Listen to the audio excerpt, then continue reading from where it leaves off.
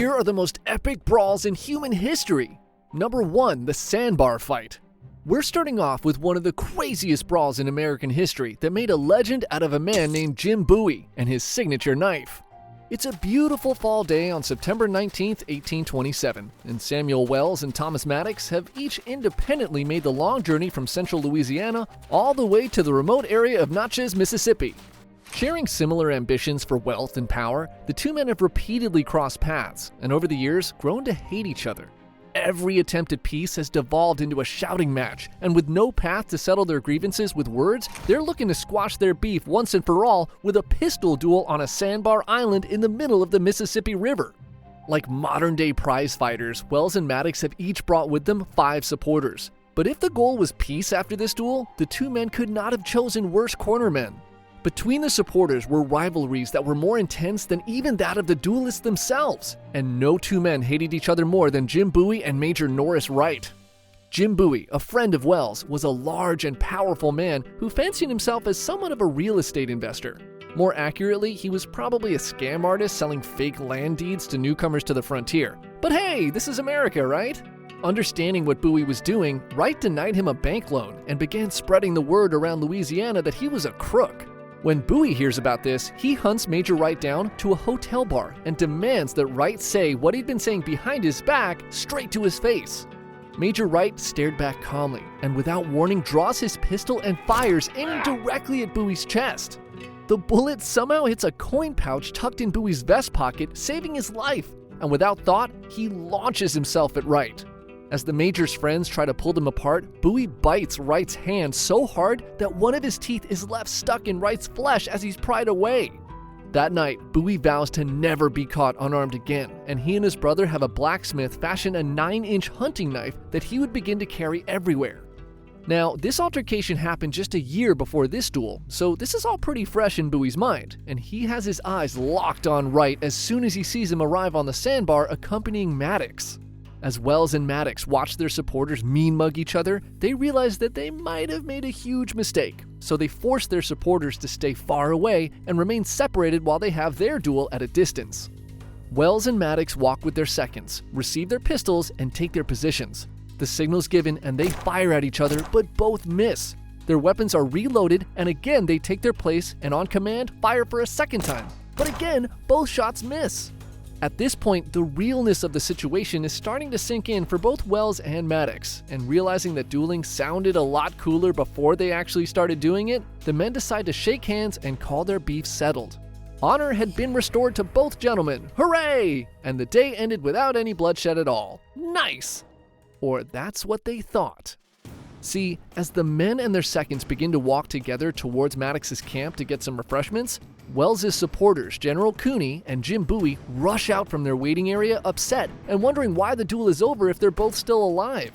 The duelists explain what happened, but Cooney, still craving a day of violence, turns to Robert Crane, his hated rival and Maddox's second, and says, "Colonel Crane, this is a good time to settle our difficulty." And this is when the shit hits the fan. Crane, still holding Maddox's pistol from the duel, aims at Cooney and fires. The bullet misses Cooney, but strikes Bowie in the hip, knocking him to the ground. Cooney draws his pistol and fires at Crane, hitting him in the arm. And immediately, Crane produces his own pistol from his belt and fires back at Cooney. He hits an artery in his thigh and he begins to bleed out. Bowie scrambles to his feet and menacingly unsheathes his knife, looking for revenge after watching his friend get shot. Crane, now holding 2 empty pistols, throws one at Bowie and hits him square on the forehead, shattering the gun and knocking him to the ground for a second time.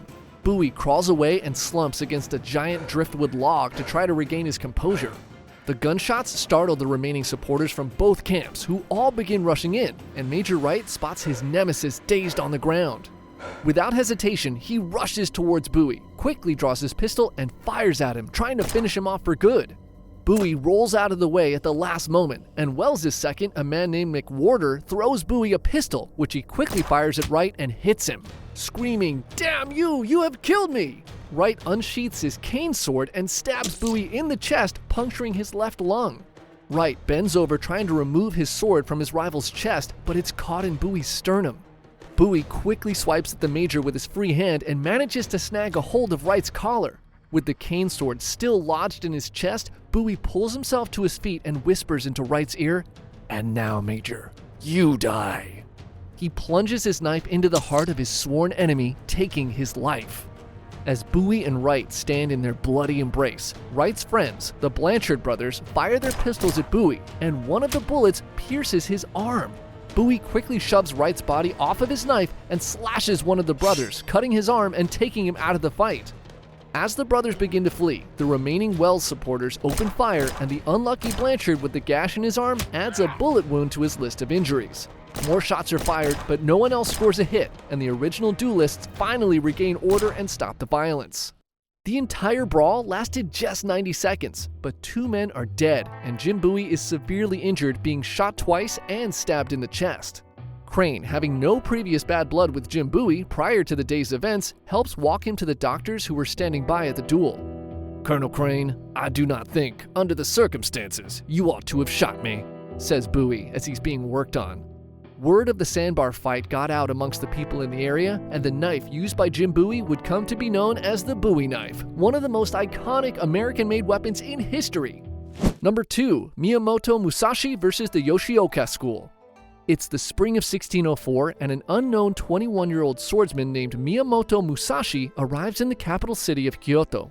The trip is not a vacation. He's here on a mission to seek out and duel a member of the famed Yoshioka school of swordsmanship. The Yoshioka were once the private instructors of the Ashikaga shogun and are considered the best in the land. Decades ago, Musashi's father Munisai had dueled the founder of the school, Yoshioka Kenpo, and won 2 of the 3 bouts. Musashi is determined to prove to himself and the rest of the world that he's just as skilled as his father, and defeating a member of the Yoshioka school was his first step. The head of the school, Yoshioka Seijuro, quickly accepts.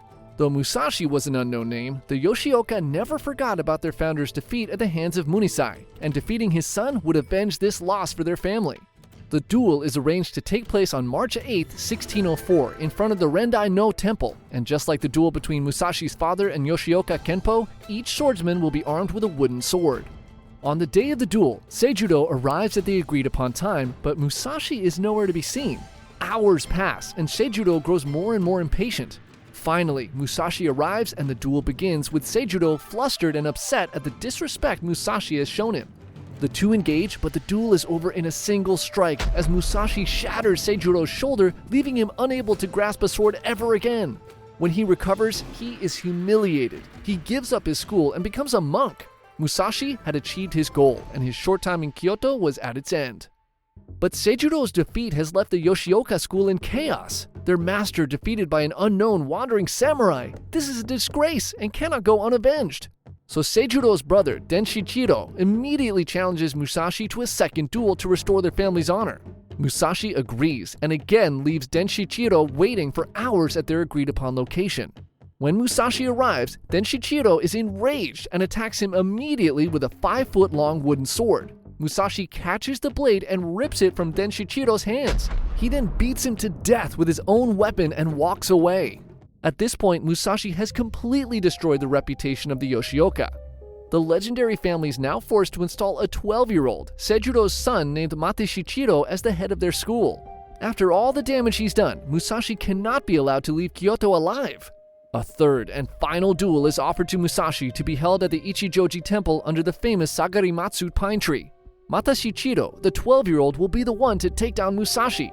When he receives the invitation, Musashi has his doubts. I mean, he just bodied their 2 best swordsmen, and now they want him to fight a 12-year-old?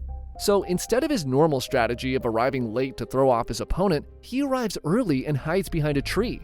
His suspicions are soon proven correct, as the remaining Yoshioka family and their students arrive with a company of men armed with bows and Tanegashima rifles. There was never going to be a duel. The Yoshioka were planning to kill Musashi in an ambush.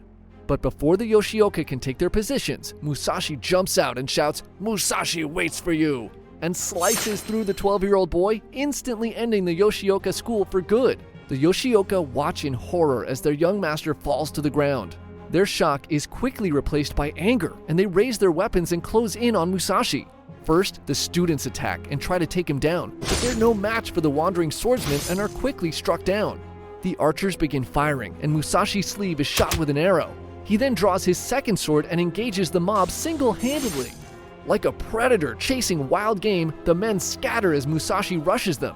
Anyone who confronts him is cut down. The Yoshioka swordsmen have never faced anyone who fights in this barbaric style, and they can't keep up with the speed of Musashi's two blades. Musashi cuts down 10 more men before the rest of the disciples flee the battle. News of the destruction of the prestigious Yoshioka school spreads throughout Japan, and the legend of Miyamoto Musashi and his two-sword fighting style is officially born. Number 3. The Combat of 30. It's April 30th, 1341, and Duke John III of Brittany is lying on his deathbed.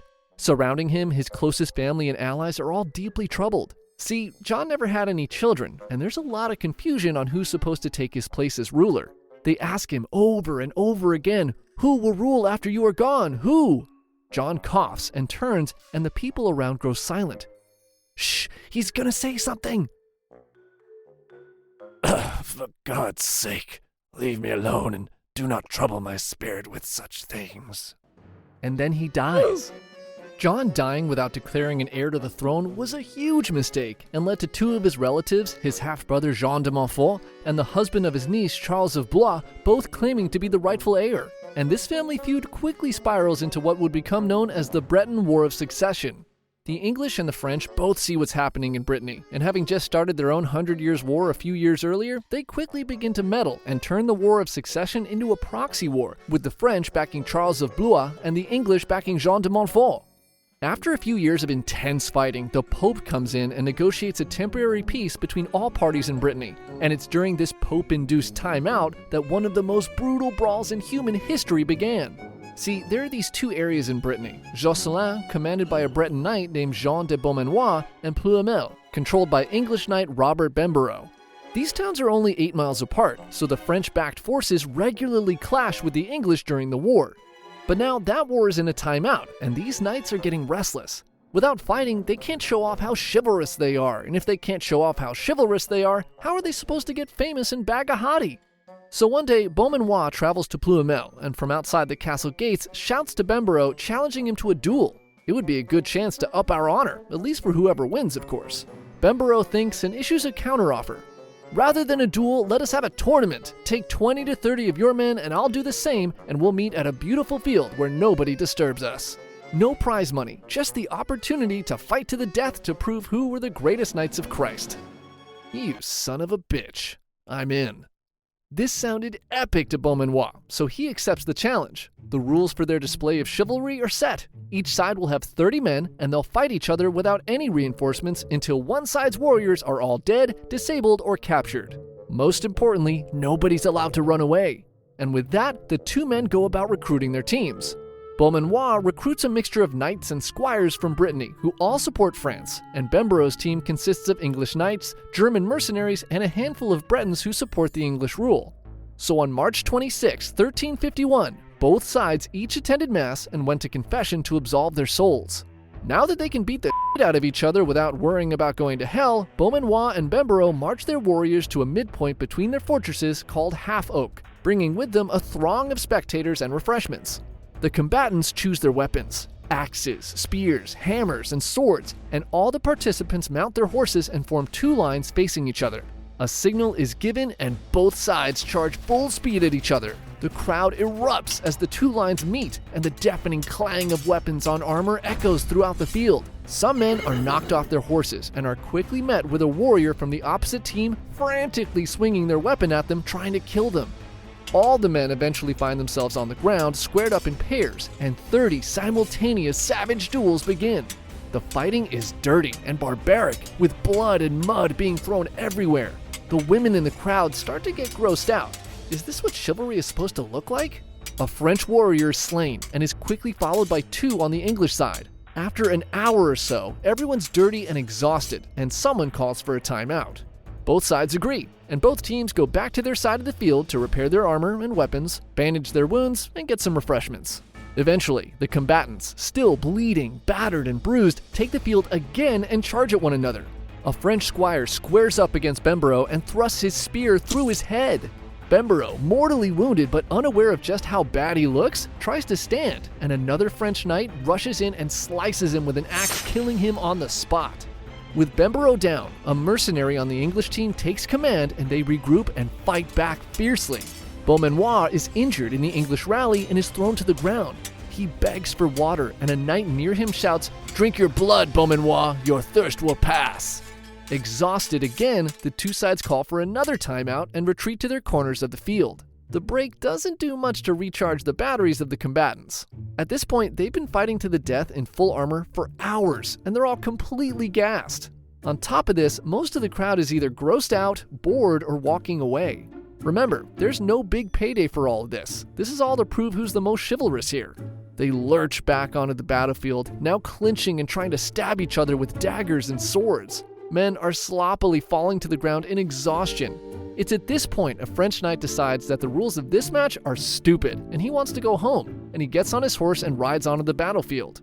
He charges straight into the biggest pile of people and steamrolls 5 English knights, which collapses their line.